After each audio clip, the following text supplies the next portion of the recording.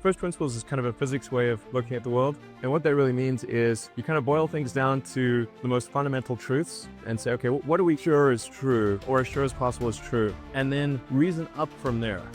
I do think there's a good framework for thinking. It is physics, sort of first principles reasoning. What I mean by that is boil things down to their fundamental truths and reason up from there, as opposed to reasoning by analogy.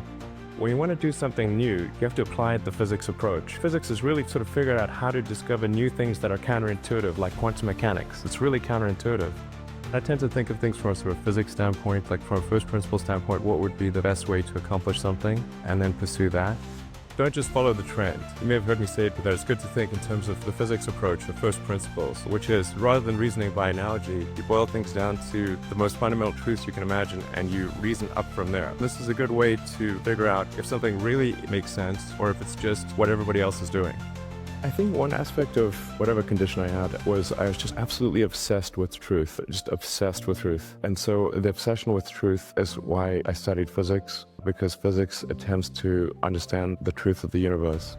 Physics is the law, everything else is a recommendation. I've seen plenty of people break the laws made by man, but none break the laws made by physics. Does anybody have any experience with first principles analysis? Do you know what it means? Have you read about it already?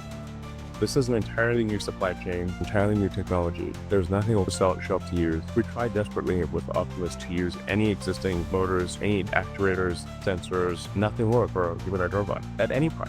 We had to design everything from physics first principles to a humanoid robot.